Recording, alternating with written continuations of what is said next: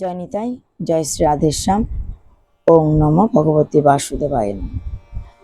শ্রীমদ্ ভাগবত গীতা পাঠ আমরা শ্রবণ করছিলাম।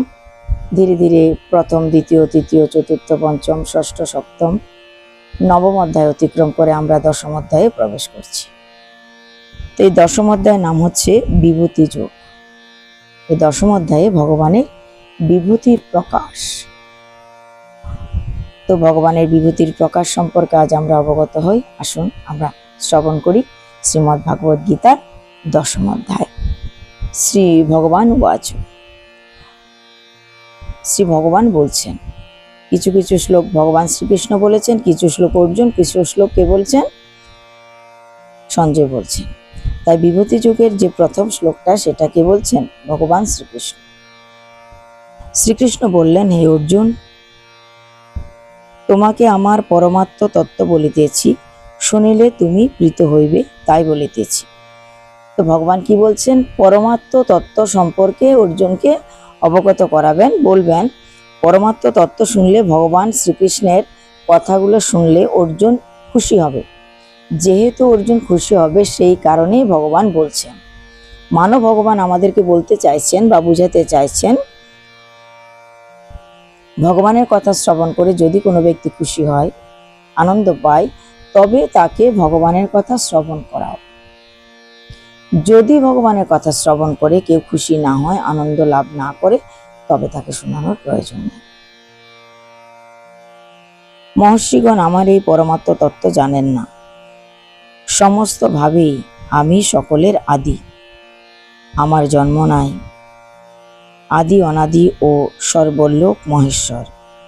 যে ব্যক্তি এই তত্ত্ব জানে সেই পাপমুক্ত হয়। তাহলে ভগবান কি বলছে? আমার জন্ম নাই, ভগবানের জন্ম নাই, ভগবানের মৃত্যু নাই।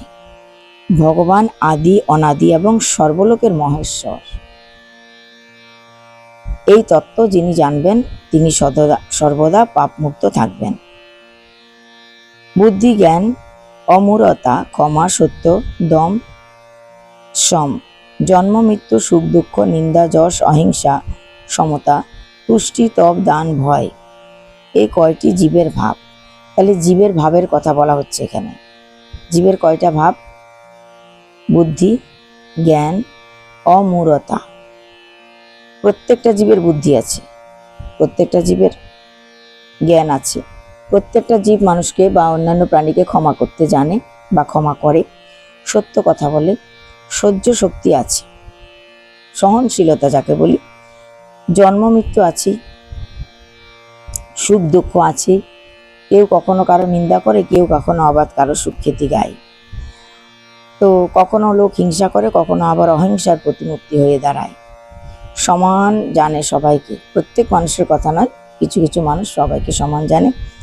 তুষ্টি অনুভব করে, যেটুকু পেয়েছি সেটুকু আমি সন্তুষ্ট। ভগবান তপ করে, ভগবানকে ডাকে, ভগবানকে পাওয়ার ইচ্ছা করে, দান করে যাতে করে তার পুণ্য হয় এবং মানুষ ভয়ও পায়। তো এগুলো হচ্ছে জীবের ভাব। এ কয়েকটা জীবের মনের ভাব, এগুলো প্রায় প্রত্যেকটা মানুষের ভিতরেই আছে। জীবগণ আমা হইতে এই ভাবগুলো পাইয়া থাকে। তাহলে মানুষের ভিতরে এই যে ভাবগুলোর কথা বলা হয়েছে, বা মানুষ তার নিজের ভিতরে এই যে ভাবগুলা পেয়েছে, কার থেকে পেয়েছে, কিভাবে পেয়েছে? মানুষ এই ভাবগুলা অনাদিরাদি গোবিন্দ ভগবান শ্রীকৃষ্ণের কাছ থেকে পেয়েছে। অর্থাৎ শ্রীকৃষ্ণের কাছে এই গুণগুলো সব আছে। বাবা মার সন্তান বাবা মার কাছ থেকে কিছু না কিছু গুণ পেয়ে থাকে, কিছু না কিছু স্বভাব পেয়ে থাকে। ঠিক তেমনি আমরা মানব জাতি আমাদের আদি পিতা, আমাদের পরম প্রভু ভগবানের কাছ থেকে তার কিছু স্বভাব, তার কিছু গুণ আমরা পেয়েছি। সপ্ত ঋষি ও পূর্বে চারি মনু আমার মানুষ সৃষ্টি, তাহারাই প্রজা সৃষ্টি করিয়াছেন। সপ্ত ঋষি, যে 7 জন ঋষি আছে, ভৃগু ইত্যাদি ঋষিরা, বা 4 জন মনু, সনক, সনাতন, সনন্দন, এই যে 4 ঋষি কুমার যারা ব্রহ্মার প্রথম পুত্র ছিলেন। আর এই ঋষিদেরকে দেহ থেকে সৃষ্টি করা হয়েছিল। তাহলে এরা সবাই কি বলছে? আমার মানুষ পুত্র। আমি ইচ্ছা করেছিলাম মন থেকে, আমি চেয়েছিলাম এদের জন্ম হোক, যেহেতু আমি মন থেকে চেয়েছি এদের জন্ম হোক, তাই জন্ম হয়েছে। তাই এরা আমার মানস পুত্র, মন থেকে উৎপন্ন জাত পুত্র। তো তারাই পরম্পরা ভাবে একের পর এক প্রজা সৃষ্টি করে গেলেন। ব্রহ্মা চেয়েছেন আমি একটা একটা করে কত পুতুল তৈরি করব, কতটার ভিতরে প্রাণ দেব। কাজে এমন একটা সিস্টেম তৈরি করা হোক যাতে করে আমি আর নতুন করে এক একটা পুতুল বানাতে হবে না, অটোমেটিক সৃষ্টি হতেই থাকবে, হতেই। তাই মৈথুন প্রক্রিয়ার মাধ্যমে জীব গর্ভধারণ করে এবং নতুন প্রজন্মের সৃষ্টি করে।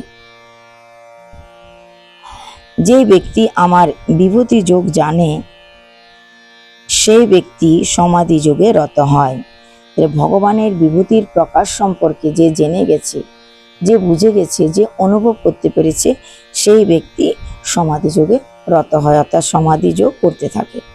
আমা হইতে জগতের প্রবর্তন তাহা জানিয়া জ্ঞানী ব্যক্তি আমার ভজনা করে। ভগবান তো এই জীবজগৎ সৃষ্টি করেছেন। ভাগবতে বলেছে সচিদানন্দ রূপায় বিশ্ব উৎপত্তাদি হেতবে তাপত্রয় বিনাশায় শ্রীকৃষ্ণায় বয়ং নম।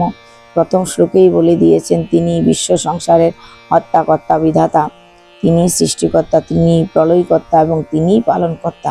এখানেও তাই বলছে গীতাতে যে আমার থেকেই বিশ্ব সংসার বা বিশ্ব জগতের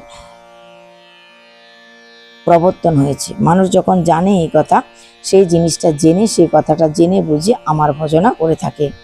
আমার ভক্ত আমাতে মন প্রাণ সমর্পণ করিয়া শান্তি ও তৃপ্তি লাভের জন্য আমার প্রসঙ্গ কীর্তন করে।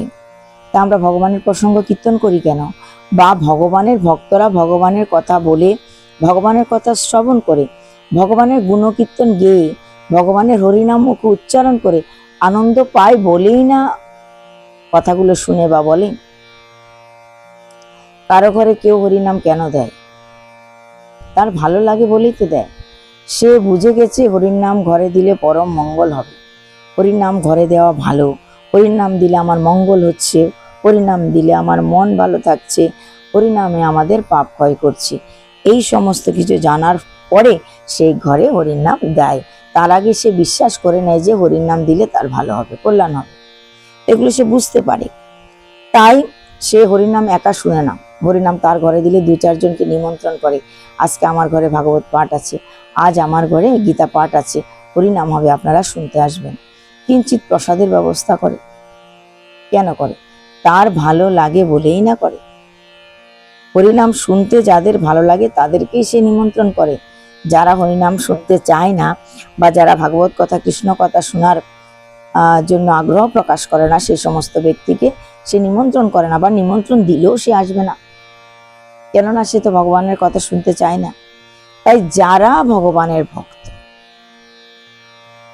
যারা ভগবানকে ভালোবাসে, তারা কিন্তু হরিনামে আসতে চায়, কেউ নিমন্ত্রণ দিক বা নাই দিক, তারা হরিনামে আসবে, ভাগবত কথা শুনবে, শ্রবণ করবে, ভগবানকে প্রণাম করবে, অর্চন করবে, বন্দন করবে, আবার চলে যাবে। তাই ভগবান এখানে বলছেন যারা আমার ভক্ত তারা মন প্রাণ দিয়ে ভগবানের কথা শ্রবণ করে, তারা শান্তি পায় একে অপরকে আমার কথা বলে, তারা সুখ পায় একে অপরকে আমার কথা বলে। তাই তারা আমার প্রসঙ্গ কীর্তন করে, গান করে। আমি সেই সকল ভক্তকে আমার তত্ত্ব বিষয়ক জ্ঞান দিয়া থাকি, সেই জ্ঞানের সাহায্যে তাহারা আমাকে লাভ করে। আর যখন ভক্ত ভগবানের গুণকীর্তন করে, ভগবানের কথা শ্রবণ করে, ভগবানের সেবা অর্চনা পূজা করে, ভগবানের শৃঙ্গার করে, মালা পরায়, স্নান করায়, ভোগ লাগায়, এইভাবে ভগবানের সেবা করতে থাকে, তখন ভগবান তার সেই সমস্ত ভক্তকে তত্ত্ব বিষয়ে জ্ঞান প্রদান করেন। নিজের দেহ সম্পর্কে জানতে চায়, নিজেকে নিজে অনুধাবন করতে চায়, নিজেকে নিজে বুঝতে চায় যে কেন আমি এসেছি পৃথিবীতে, কি কাজের জন্য এসেছি, কি আমার করা উচিত, কোথায় যাব, কিভাবে আমার পরলোকের ব্যবস্থা করব, কিভাবে গেলে ভালো থাকব, কিভাবে মৃত্যু হলে সদ্গতি হবে, সেগুলো বুঝতে চায়। তাই কেন বুঝতে চায়? আর ভগবান এই তত্ত্ব বিষয়ক জ্ঞান তাকে দান করে বলেই সে জ্ঞানের সাহায্যে ভগবানকে লাভ করে। তাই ভগবানকে লাভ করার জন্য ভগবানের দেওয়া জ্ঞানের প্রয়োজন। ভগবান যদি সেই জ্ঞান আমাদেরকে প্রদান না করেন তবে আমরা ভগবানকে পাবো না। শ্রীমদ্ ভাগবত গীতার নম্বর শ্লোক পর্যন্ত আজকে আমরা শ্রবণ করলাম। যে পর্যন্ত, আগামী দিন আবার দেখা হবে। জয় নিতাই, জয় শ্রী।